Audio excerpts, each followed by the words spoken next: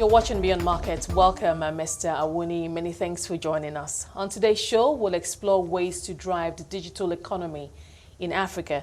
As always, you can join the conversation with the hashtag Beyond Markets, and you can follow my Twitter handle too at Esther Awoniyi. Now, as opportunities in the global digital economy get more competitive, how best can African countries position to get a good slice of the pie? Omobola Johnson, a senior partner at TL Capital and Nigeria's former Minister for ICT, joins me to explore ways to drive the digital economy in Africa as the race for 5G heats up. Thank you so much for joining us on the show today. It's a pleasure to have you. Thank you, Esther. It's a pleasure to be here. Now, we're seeing so many technology-driven changes and how it's radically, transforming the world, the way we, do business, the way we, consume entertainment, the internet, etc. And it's also been said that it's also enabling developing countries like Nigeria to leapfrog decades of traditional industrial development. But I'd like to hear your perspective, your thoughts on how the kind of innovation that you're seeing, the kind of disruption that you're seeing, and if Africa is truly leapfrogging in terms of the kind of momentum that we have right now. Yeah, excellent. It's a very exciting time in tech and innovation in Africa, and that's because we're seeing companies disrupting very traditional industries, the financial services industry, banking in particular. Logistics has also been disrupted. Even the whole notion of marketing and customer acquisition is being disrupted. And that's because these entrepreneurs are using technology in ways that we've never used it before. The penetration of the mobile phone, particularly smartphones, actually makes it a lot more compelling for these kind of innovations and solutions. And the fact that people are just tired of not being able to do things that other people in the world do. I mean, so the examples, I think the most common example that you hear is around FinTech, where in a country like Nigeria, probably about only 10% of the population has access to finance, because the traditional banks just haven't figured out how to give, the everyday Nigerian 10,000 naira, 20,000 naira, even 100,000 naira loan. But these fintechs have figured that out, and they're able to use artificial intelligence and data mining basically to support the development of credit scores for individuals and lend them money based on those credit scores.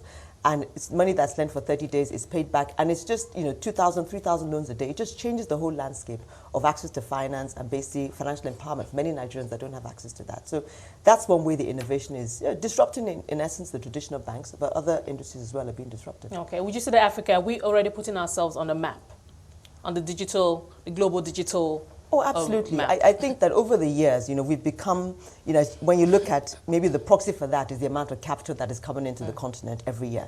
And, it's doubling every year. And so, Africa is becoming a destination for venture capital investment. It wasn't like this 5 years ago. And so, yes, we are putting ourselves on the map. It's still it's not a big amount of money. It's a kind of rounding error in Silicon Valley. But because it's doubling every year, means that interest is increasing. And there are companies that are ready to receive that capital and use it, put it to good use. Now, tech experts tell us that no doubt there is huge potential for digital impact, but they say that for Africa to fully harness that potential, 5 foundations need to be put in place first, as prerequisites, if you will. So I'd like us to go through those 5 foundations, one after the other. For them, first of all, will be digital infrastructure. Let's take fiber, for instance. What kind of, thinking about the pipeline of investments that we're seeing, the number of investments or the kind of investments that are coming in, and how these investments are helping to transform, that space. Very, very important, because that's the bedrock of any digital economy. You've got to have that infrastructure, fiber, satellite, radio, data centers, the whole works.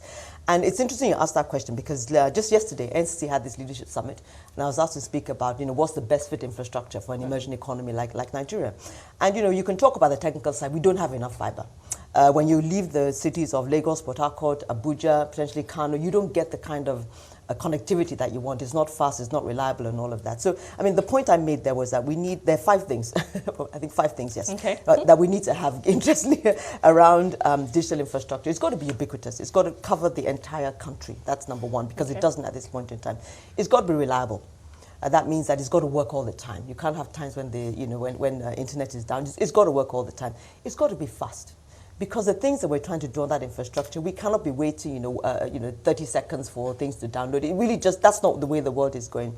And finally, it's got to be affordable. I think it was 4 things. It's got to be affordable, because if you look at the average, the cost of, the average income of a Nigerian, one thing, the global data, the global standard for affordability is that 1 gigabyte of data should cost no more than 2% of national income. We're not doing too badly. in that area, but I think we need to just continue to drive the affordability. So when you talk about digital inclusion, it's not just the haves that can actually access the internet. The have-nots are the people that are excluded in the offline world must be included in the online world. So that affordability is one thing. So if you want to do all those four things, basically, we need more investments, definitely. We're talking about tens of billions of dollars, quite honestly, to get everybody connected.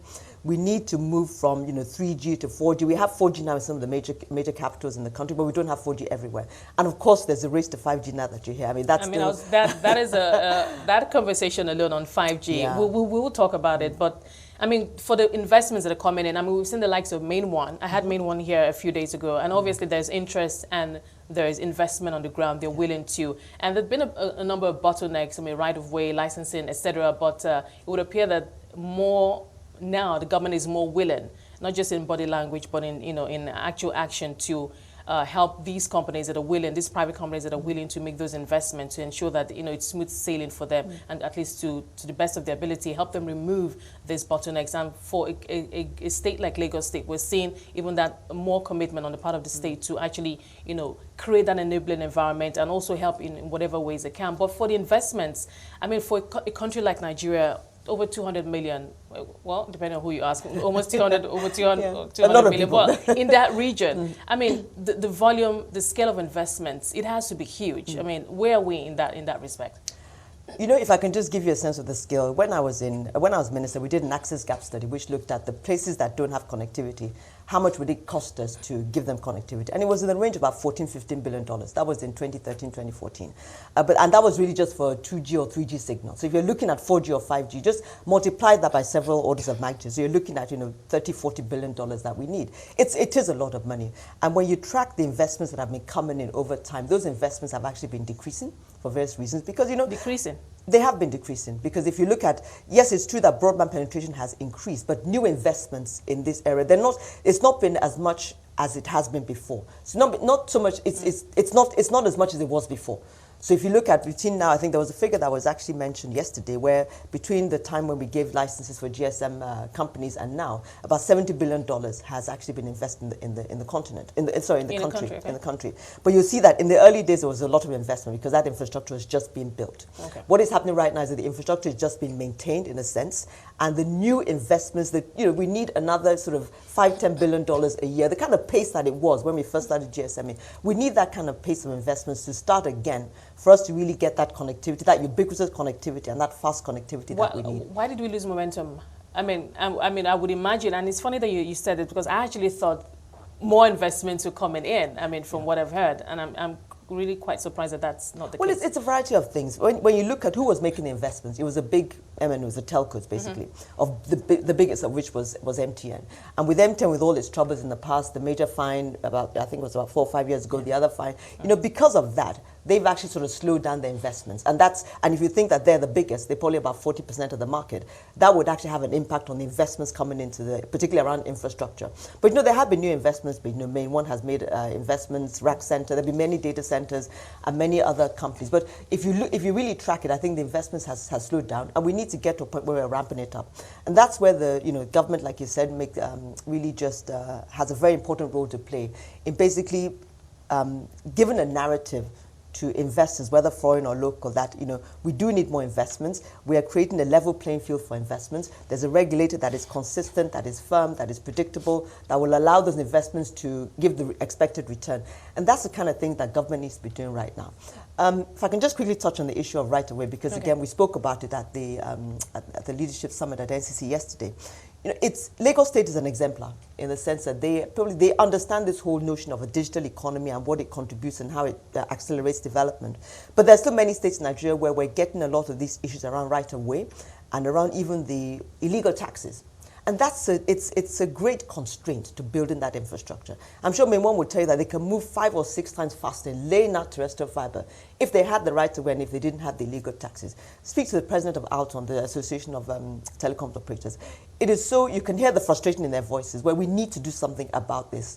Getting right of way, all these illegal taxes, get them out of the way so that we can actually build this infrastructure and we can then build companies and an economy on that infrastructure and see the benefits of that coming through. Okay, now great. Now, but we really need to move this along. Let's talk digital literacy and skills. And the World Bank says it expects about 11 million youth to enter the job market every year over the next decade. And in the next 25 years, Africa's working population could actually double and be ahead of that of China and even India. So obviously, skills is absolutely important. Speak to that point in terms of how we're skilling our youth right now. I mean, I know that we still like Lagos State. Also, once again, I mean, coding, where we have a particular place in Lagos where we have innovation centers where youth are acquiring skills, and also the government also supporting this. But from your perspective, how much of that would you say is happening? How, to what extent are we preparing the youth?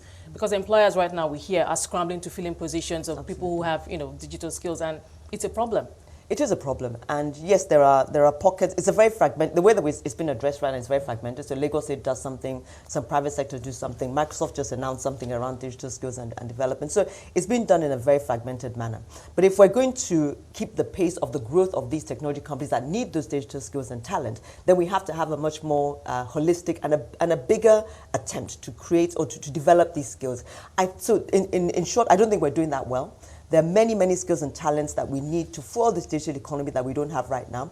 And we need to place greater emphasis on that, not just at the state level, at the national level, at the private sector level. Come together collaboratively. We need software engineers, we need data scientists, we need network engineers. We need a whole host of this talent to actually begin to fuel this economy. Because what will happen is that if these companies grow and they can't find these skills, they go offshore and they bring these skills in. It's expensive.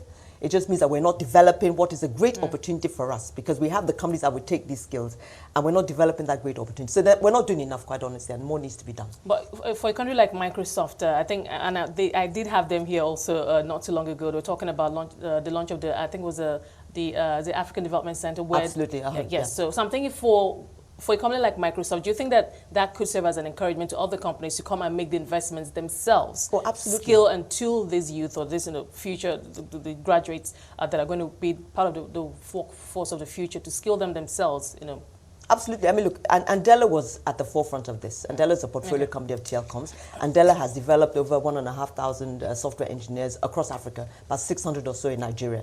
Microsoft is following suit, after 4 or 5 years. I think that this is going to be hopefully a groundswell of more companies coming in to support us and develop the talent and skills that are required for the digital economy. Okay, Omobola, great. Thank you for your time so far. We'll take a short break right here and we'll come back and pick up from where we left off. I'll be speaking to Omobola Johnson. She's a senior partner at TLCom Capital and Nigeria's former Minister for ICT. We'll continue our discussion right after the break. Do join us again. If you're just joining us, Omobola Johnson, senior partner at TLCom Capital and Nigeria's former Minister of ICT, is with me today, and we're discussing ways to drive Africa's digital economy. Thank you so much for your time so far. Let's move on quickly now to the third one, and that's financial services. And I suppose that's where we probably have seen the biggest disruption. A lot of it has come out of necessity, but I mean, it's worked. And we've seen examples, not just here in Nigeria, in Kenya and some other key markets on the African continent. Just speak to the strides we've made in that regard, and also the huge involvement we've seen on the part of the government and talking about financial inclusion, bringing more people, especially from the informal sector, into the formal sector. You're absolutely right. There's been a lot of innovation and disruption, probably starting from the micro or nano lending, where, that's where you bring people in, people that need, 5,000, 10,000 naira for a couple of weeks. And these are people that are unbanked, but they have a mobile phone. So basically, you bring those people in, you open a bank account for them, or even if it's a mobile money account, at least you bring them into the formal financial system. And from there, you can start to do other things. You create savings products, you create insurance, you create savings and insurance. So that's one way of actually accelerating this whole notion of financial inclusion. And we're seeing that happening right now. A lot of fintech companies, some of them are doing lending, some of them are actually making payments easier. So again, supporting this sort of cashless economy where you don't have to, you can have a card, you can use your phone, you can use various means, you can use your phone to pay. And I think that's probably where we're seeing the most disruption or the most innovation. In digital. And it's going to drive other things. Once people are comfortable doing financial transactions over the internet, they're comfortable doing other things as well. And I think that's basically, it's almost like the arrowhead of what we're seeing in the disruption in the digital economy. That being said, I mean, the World Bank keeps saying, and I was looking at some numbers from the World Bank, and it still says that, yes, Nigeria has made great strides, but in sub-Saharan Africa as a whole, it says that 57% of adults still do not have a transaction account. So obviously, we still have some ways to go. But in terms of how we can scale this up, maybe, yes, Nigeria is a good example. Kenya is also a good example, but maybe just looking in across sub-Saharan Africa, how we can begin to scale this, maybe one country taking the lead from another, etc. You're absolutely right. I mean, I think that I still believe that lending is going to be the way to scale this up because that's what people need the most. They need, short-term money. And just as Nigeria has used lending as the arrowhead to financial inclusion, I think that it's going to be either lending or, I guess it's a form of lending. I think the federal government uses that now for their social programs. The conditional cash transfers are done via mobile money. So basically, I think it's going to be lending or access to finance for people that are not included. It's happening in Nigeria. I think it's going to happen in other parts of the continent. Kenya is a little bit different. It started with mobile money and being able to make payments on feature phones via SMS. That's a great example. It's worked very much around East Africa. So in markets like here, where in terms of information is not there's an asymmetry of information. You don't always get the information that you need. It's not readily available. So having a strong network of people that can help you get the information that you need, open the doors that you need to be open for you to do things in your business, I think that's critically important. So entrepreneurs, as I think it was Tommy Davis has said, they should spend as much time basically building those networks or getting access to those networks as trying to get access to capital. If you take mentors as well, mentors is very, very important. Many of these entrepreneurs are young, like you said. They're doing these things for the first time. Very innovative, very creative, very ambitious, very visionary, but they're building businesses for the first time. And there's nothing like a mentor to help you, just take you through the steps of building a business, whether it is your business plan, whether it is helping you to define your strategy, helping you to move from one level to the next, whether it is helping you to find access to finance or introducing you to the right people. That mentorship is very, very important. And it doesn't always have to be this sort of junior to senior mentorship. There's also peer-to-peer mentorship where you can actually gather CEOs together. We've done that in Telcom, where we have these cocktails where we gather 20, 30 CEOs of or co-founders of tech companies. They come together, they talk, they discuss, and it's amazing what they can learn from each other. So those peer-to-peer mentoring networks, and also the sort of junior to senior mentoring networks, and also just having access to this incredible network that will help you to just open doors that you probably wouldn't have access to. Those are critical. Now, for capital, which obviously is probably one of the most critical also, let's talk about venture capital and angel investors. What level of interest would you say we're seeing right now in Nigeria, and how they view the quality of talent and the quality of the innovation that they're seeing in these startup companies? Yeah. I mean, I can speak from Telcom's perspective. We're a venture capital firm. We have close to $60 million to invest. We are seeing a tremendous amount of innovation, and the kind of entrepreneurs that we see. My partners have worked in Silicon Valley and parts of Europe as well. They're seeing that we're seeing the same quality of entrepreneurs, quite honestly. So the people that we invest in that could be just in Silicon Valley or in Europe or in Israel, for instance. So very high quality of entrepreneurs, and entrepreneurs that are able to build very successful companies. So and in terms of when you look at venture capital, your ratio is 1 in every 1,000 or something like that. So again, it's the same ratio. One company in every 1,000 is going to be successful. So there's lots of similarities, but obviously not as large a market. But quality of entrepreneurs, I think, very strong. And the ability to build commercial companies also very strong. So with the number that we have and the quality that we have, do you think that, they could play a big role in terms of creating those jobs for the future, and also at the same time being equipped with the right skills for the workforce of the future? Absolutely. One thing about tech companies is that they grow very fast. So you see companies that started in 2015 or 16, and today they're employing 100 people. Andela started 6 years ago. Today they're employing 1,500 people. So that job creation opportunity is definitely there because of the scale and the way that they scale and the way that they can grow. That's definitely there. I want us to quickly go back to that 5G. I know that we're still at 4G, and that has come with its own disruptions, but at the same time, 5G, is already on the table here, and we're seeing the world's two biggest economies, Russia, the U.S. and China, in the middle of this trade war. Yes, on the face of it, it's all about the tariffs and all of that, but we know that, what we're hearing also, that a big part of the story is also, that battle for the battleground of the 5G, as it's being called. And I'm just thinking about Africa in terms of how we are thinking about, and also thinking about approaching 5G. What are we doing? Well, I don't think a lot. I mean, we're still, 4G, if you're lucky, you get it, And so, but having said that, we do need to start moving to 5G, even if it's in the bigger cities. Because what's 5G about? It's all about the Internet of Things, and that's where the world is going. And if we don't have 5G, which is fast, what it really is just fast connectivity. If we don't have that 5G, our ability to take advantage of the Internet of Things is really going to be very, very limited. So I don't know how prepared we are. I know there were some statements made yesterday at this summit around 5G in Lagos to be able to create smart cities, for instance. But we're still quite away from that, unfortunately. If we're going to do 5G, I talked about several billions of dollars of investments. You've got to again add another several billions to that to get to the 5G. So unfortunately, I don't think we're nowhere near where the US and the UK and China are in terms of building 5G networks. But I think it's something that we should start thinking about very, very quickly and start looking at deploying those 5G networks, particularly in the major cities that actually drive the rest of the economy. Would you say that the opportunity to leapfrog is always there, is always open, or?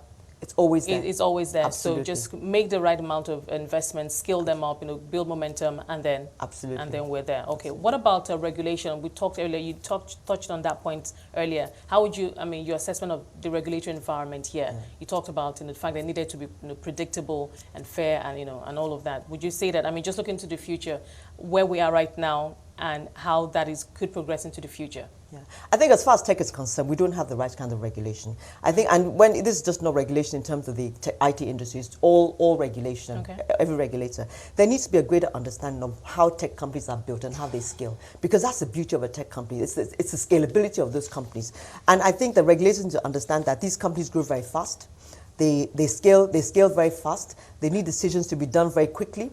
They can't have policies changing every sort of 6 months or 12 months or so. So I think it's basically a notion that I think regulators have to have a greater awareness of technology companies, how they're built, how they scale. And that really isn't present right now. Many of the portfolio companies that we have, and even those that are not in our portfolio, really struggle when it comes to engaging with regulators. I think that needs to happen. Just a very quick example. One of the companies that we looked at, which is an urban mobility company, basically a platform for Okadas, motorbikes. Okay. They need 15 licenses for every single motorbike they put on the road, 15 different licenses. Local government, federal, state government, it's just ridiculous. And if you're trying to put 10,000, 20,000 of these bikes on your platform, imagine how many licenses you have to get every year. So those are the kind of things that need to happen, where companies are scaling, 15, 20,000, 30,000 bikes, 15 licenses, or whatever it is, or things that need to happen for you to put a bike on the road legally.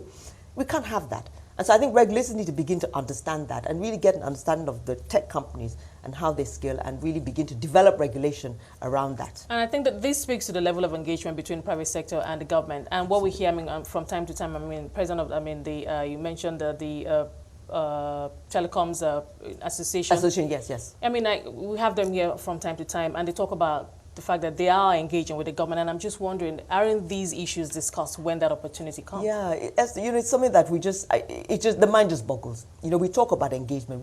That there is engagement, there is talk, and really there just needs to be more of it. And I think even as I said that there needs to be more of it. And I think that as there's more tech innovation, as there's more disruption, it's not a case of us engaging them. It's a case of them wanting to engage us because they see these things that are happening. The disruption will force those conversations to take place. We're hoping that will happen now, so that the engagement will not be more of a two-way thing, where it's not just industry going to engage the regulator, but the regulators say, you know what, industry, let's talk and let's understand what is happening and how we can help you to grow this digital economy. Okay, now finally, for the future, the digital economy of Africa for the future, just thinking about the Sustainable Development Goals, it's all about not leaving anyone behind, when it comes to poverty, social amenities, etc. Don't leave anyone behind. But I'm just thinking, do we run the risk of being left behind here? We're just thinking about how things are progressing and moving on the global front. Do we stand a good chance as a continent, and the path that we're on at the moment? Yeah. We're still in danger of being left behind, and that's the honest truth. But I think that if you look at there's lots of green shoots that we're seeing right now in terms of building better infrastructure, in terms of the innovation and disruption that we're seeing, more venture capital coming in. All that is happening, but it needs to happen at a much faster and a much bigger scale for us not to be left behind. So I'm optimistic. I don't think that we'll be left behind, but a lot of it depends on private sector, public sector, government, national government, everything basically coming together to ensure that we build this digital economy and that we're not left behind. Okay, excellent. Omobola, thank you so much for your time today. We appreciate you being on our show today. Thank you. I've been speaking to Omobola Johnson. She's a senior partner at TLCom Capital and, of course, Nigeria's former Minister for ICT. Well, that's our show for today. Thank you so much for being a part of it. But remember that you can watch the show at 5 p.m. West African time daily and have access to all previous episodes of Beyond Market on our website. That's cnbcafrica.com. You can also stay engaged with the hashtag Beyond Market. And, of course, you can send tweets to my Twitter handle too. That's at Esther or Awoniyi. For myself and the team, it's bye for now.